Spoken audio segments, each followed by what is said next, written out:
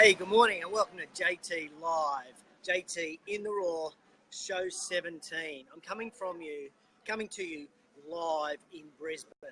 Yep, sunny Vegas, and just had a workout across the road here at Function Well, Darren Bain's gym. And can I just tell you, this is an amazing place. So just over here, there's Tenerife Yoga. Then we've got Function Well. Below Function Well is Inspire Cycle. Above that is KX Pilates. Around the corner is CrossFit Newstead. Like 1, 2, 3, 4, 5. There's 5 different fitness facilities in the one block. Incredible joint. So, morning Eugene, morning Chantel, morning Jai. How are you guys all doing? So thanks a lot for turning up this morning, Friday morning. It's only 7 o'clock here in Brisbane. I really appreciate you guys all tuning in.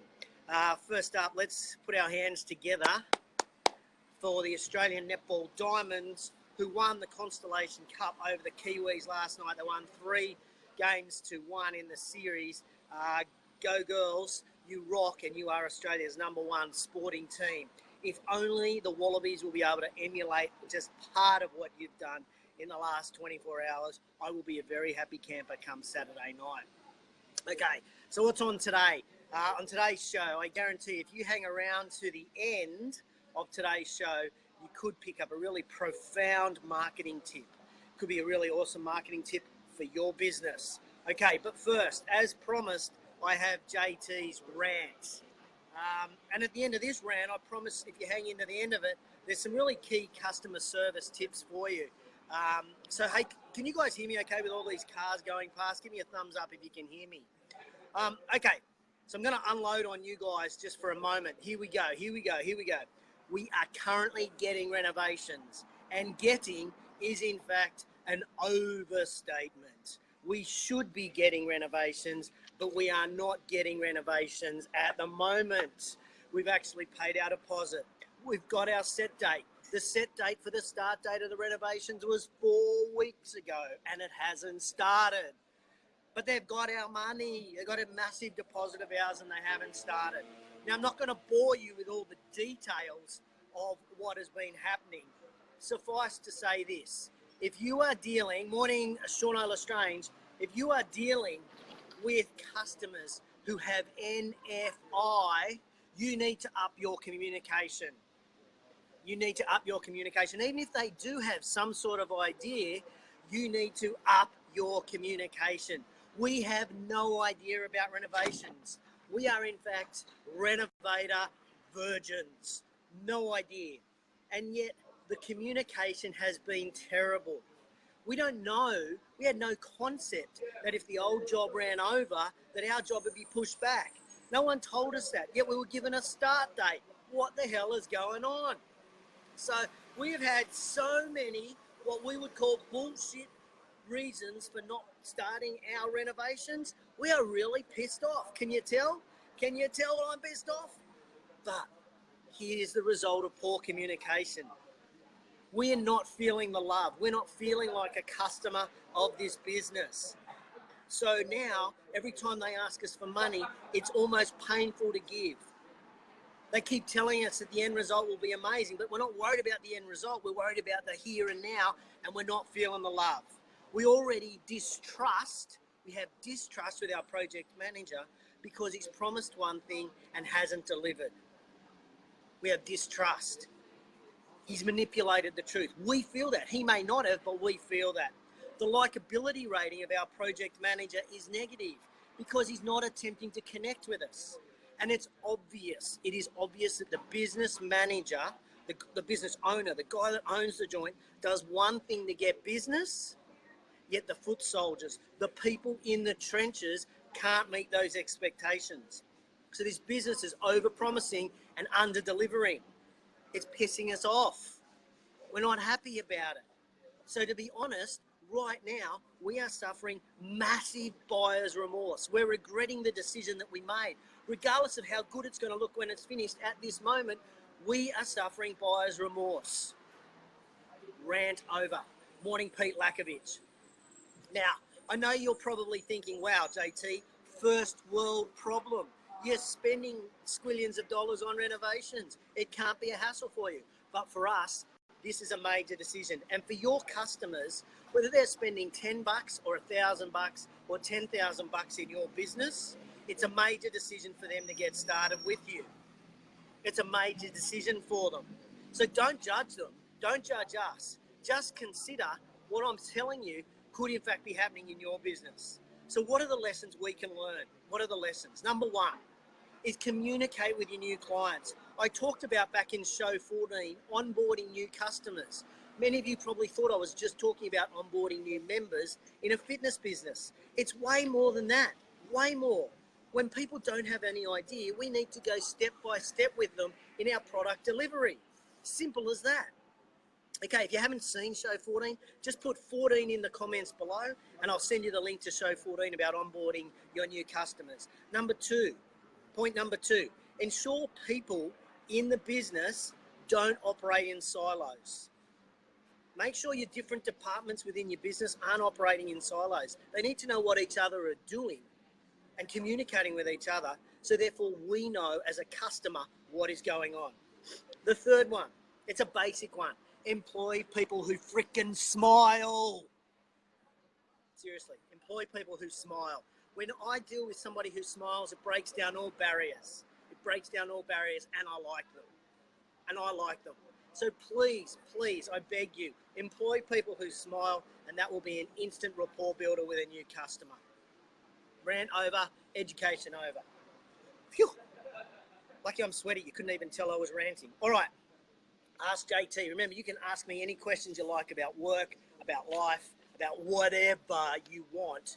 Just send me a tweet, Facebook me, hashtag AskJT, and I'll answer the questions. And today I've got two questions that I'm going to answer for you. The first one comes from Donna from the US of A, who asks me, what should my marketing budget be?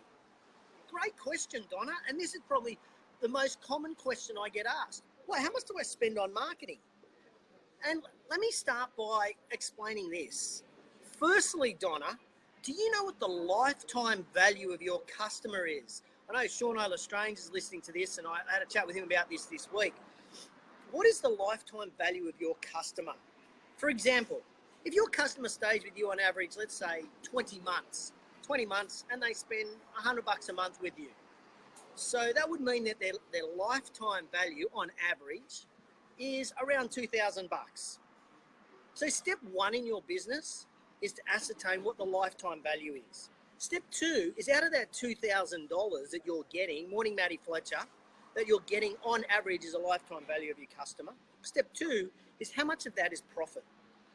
So let's imagine that, say, $800 is what it costs to do the service delivery of that $2,000. You're making a profit of $1,200. $1,200. Now, bear with me here as I take you through this process, Donna, and everybody else who's listening. Here's the question for you. If I said to you, Donna, give me $200 and I guarantee you a $2,000 customer that's going to produce you $1,200 in profit, would you swap me? Would you swap $200 of your money to get $1,200? Absolutely. What about $400? What about $600? What about even $800? Excuse me. That was pretty bad. $800. If you gave me $800, you're going to get $1,200 profit back. So there's a $400 profit there. Would you do it? So how much should your marketing budget be? Well, your marketing budget should be as much as you're prepared to spend in order to reach or exceed the lifetime value profit of a customer. The lifetime value of a customer. Give me a thumbs up if you agree with that as a marketing budget. Just give me a thumbs up right now if you think that's a great model for working out exactly how much you should spend on marketing. Okay. Second question. My second question comes from Dave, and Dave is from New Zealand. Okay. And Dave's question is, what should I put in an advertising piece? Hey, great question, Dave. What should you put in an advertising piece? Well, first of all, let's define what an advertising piece is. It could be a printed flyer. It could be an email. It could be a video. It could be a Facebook Live. It could be a Facebook ad. It could be any type of marketing you do. But let me tell you this, Dave. The number one thing that you want to put in your advertising piece is this. The advantage for doing business with you. What is the advantage of buying your product? What is the advantage of buying your service? This needs to be in your advertising piece. Full stop. Morning, Mike Hodgett. How you going? Okay, the consumer, when deciding to buy something, anything at all, something, is self-centered. They're buying for their reasons. They're buying for their result, for themselves. They're not buying the product. They are buying the benefit of your product. They are buying the benefit of your service. It is a selfish and self-serving decision that they are about to make. Morning, Angus Campbell. Welcome to Australia, Angus. Welcome. Okay, now the only reason that the customer is going to deal with you, Dave, moving forward, at that point and even moving forward, is because you are going to help them. So what should be in your marketing or your advertising piece? You need to show them. You need to tell them. You need to prove to them. You need to articulate to them. You need to explain to them. You need to educate to them. And you need to convince them that you can help them. Does that help, Dave? Does that help? Give me a thumbs up if you're watching and you like that answer to what is an advertising piece. Now remember, guys, you can ask me any questions you like just by putting in the comments below the question, and I'll answer it next week on the show. Or you can Facebook me, you can hashtag AskJT on Twitter, or you can even send me an email, any way you like. Okay, so what am I up to over the next week? Oh, all right, let's think about it. Where am I? Well, next week is not a heavy week for me travel-wise, so I'm really excited by that. Morning, Alan Weeks. How's Seville? Hope the Ursa Congress went really well. Okay, after 2 weeks of pretty heavy travel, next week I've only got 1 day travel, which is down to Melbourne for the Victorian Personal Trainers Roundtable, which gives me 3 days in Sydney at the front end of the week to catch up. And to be honest, Alicia, my VA, is kicking my ass with all the to-do things that I haven't done. So I really plan to spend a couple of days just nutting off some of those things on my to-do list. Some of those things that I'm going to be working on is I've got to work on the Fitness Business podcast for Chantel, do a little bit of work for her behind the scenes. I'm writing the Active Management Green and Growing e-news. If you don't receive the Green and Growing e-news, just put down in the comments below Green and Growing, and I'll put you on the database for it, and you can grab that every month at the beginning of the month. What else? And I'm prepping, because in a couple of weeks I'm off to Perth to do some work in Perth over in the Wild Wild West, so I'm prepping to do some work with those clients. I'm also following up some of the stuff I have to do for my roundtable members. So Brakita, welcome. Good morning this morning. Morning Magic. Morning Sylvia. So my roundtable members that are tuning in, you can expect my follow-up emails next week. Okay.